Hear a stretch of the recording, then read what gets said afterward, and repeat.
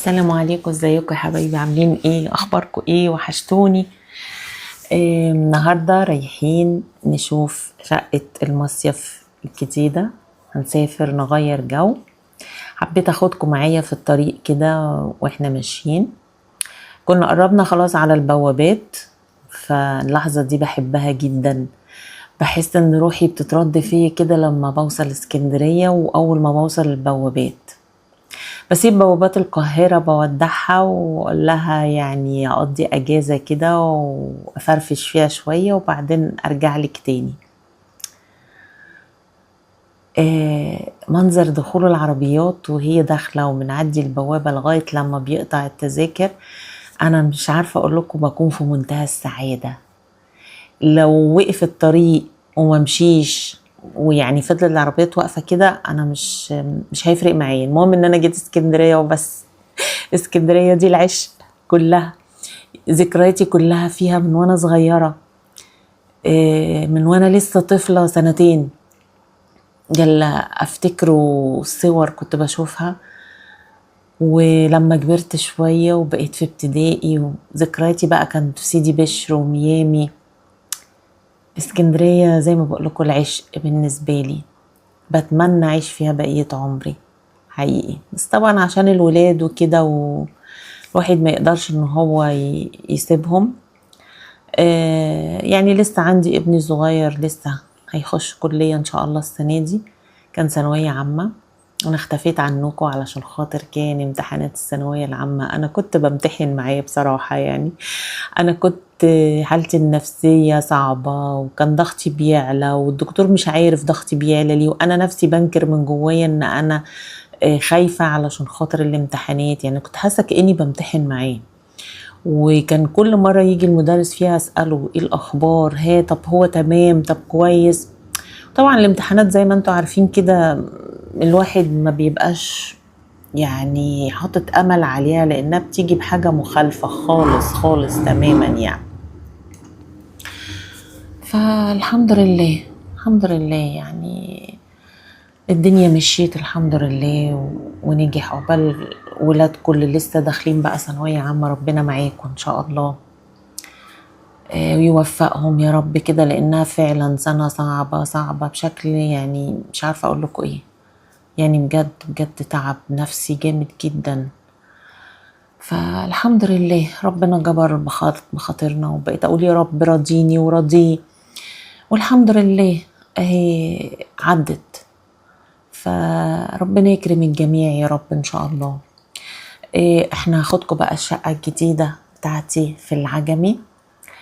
إيه، طبعا العشق بتاعي العجمي بحبه جدا جدا. انا بحب الهدوء قوي قوي قوي يعني، فبحس كده ان انا باجي هنا بستجم.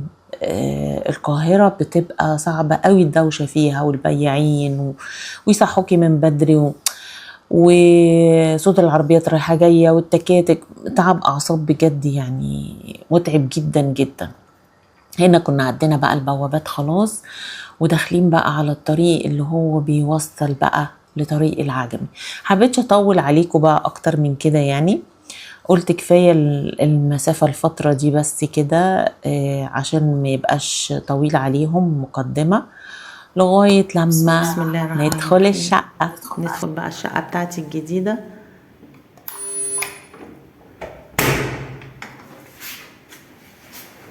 بص انا لسه مستلماها بكل اللي فيها،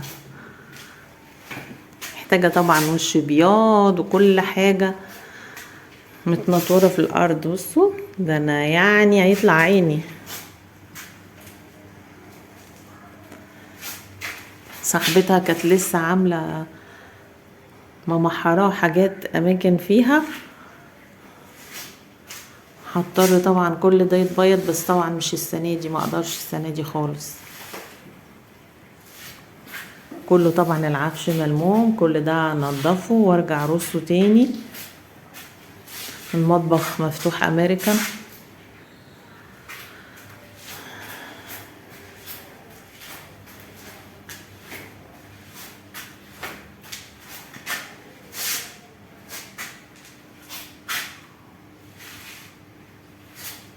مش عارفه المفتاح.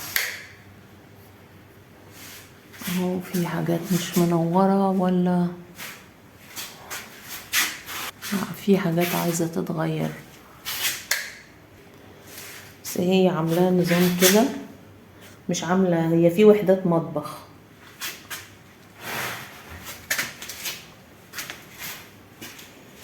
كل ده طبعا هنشوف ايه الحاجات اللي هي ملهاش لازمة.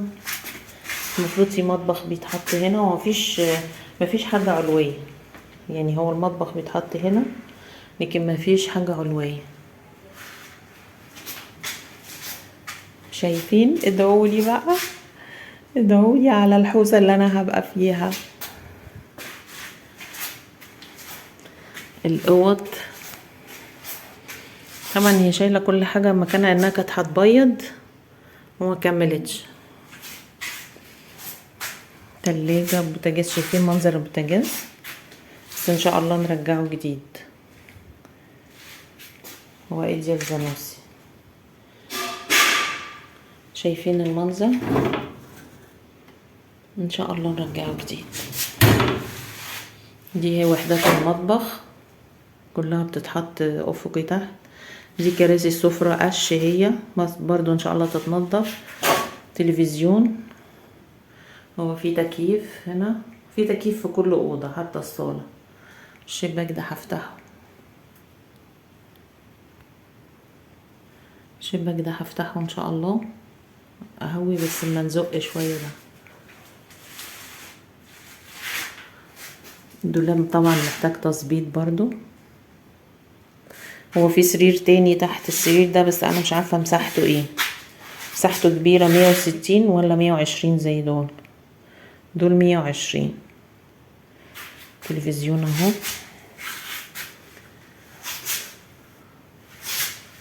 نخرج، ده شباك الطرقة. هي ان شاء الله احط الغسالة هنا من الحنفية بتاعتها اهي، والمخرج تقريبا بتاعها اهو، والتلاجة برضو بتتحط في الجزء ده.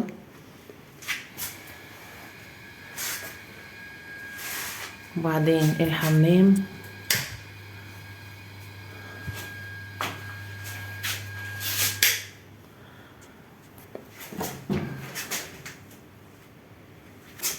ان شاء الله ده كله يرجع فله باذن الله. ده الحمام.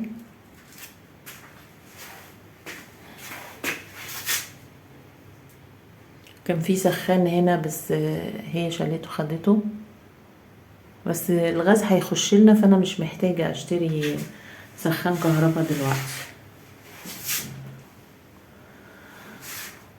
وطبعا السقف ده تريح اللي فيه بيبقى من اللي فوق. هي كويس ان عامله السيراميك لغايه السقف، والسيراميك حلو عجبني الوانه.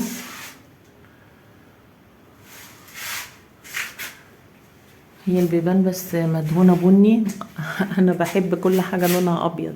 ان شاء الله كل ده يتصلح. دي الاوضه التانية، هما اوضتين وريسبشن كبير. هننضف مع بعض كل ده. انا لسه جايه. دي ترابيزه كده، كونسول صغير ومعاه بيبقى كرسيين دول برضو كده نضفهم. هي حاطين المراتب فوق الدواليب.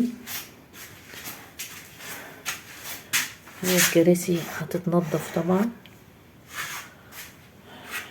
ده كومودينو كده جنب السرير. كل ده ان شاء الله يبقى كويس.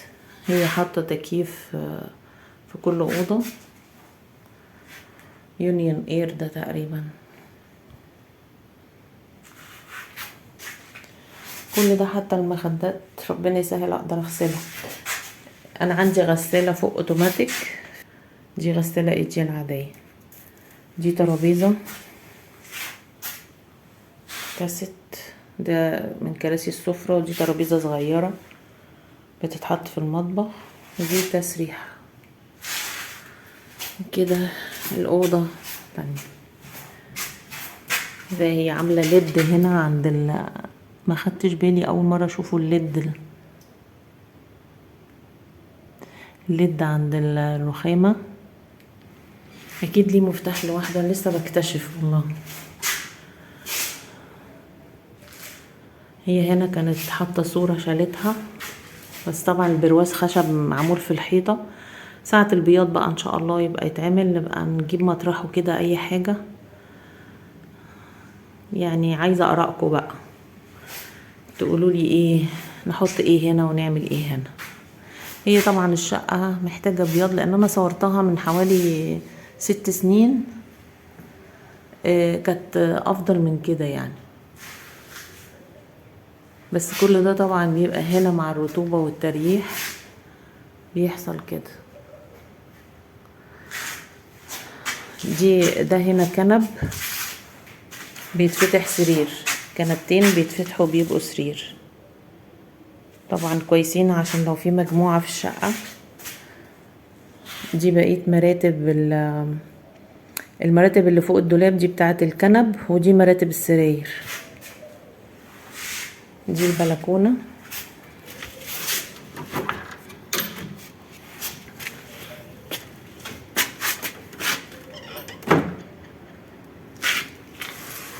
صحيح البلكونة مش لا كبيرة ولا صغيرة.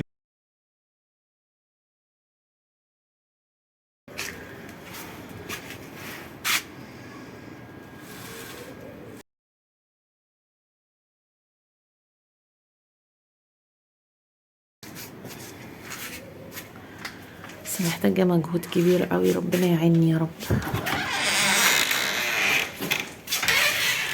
عايزاكم بقى تباركولي، تقولوا لي ربنا يجعلها وش السعد عليكي ان شاء الله. ده صاعق.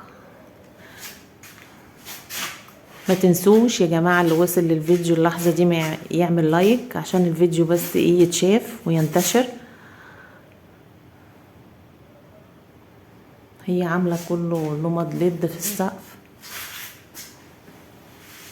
وادعولي ربنا يعيني على الاقساط بتاعتها لانها لسه عليها اقساط. كده ده باب الشقة. اقفلكوا عند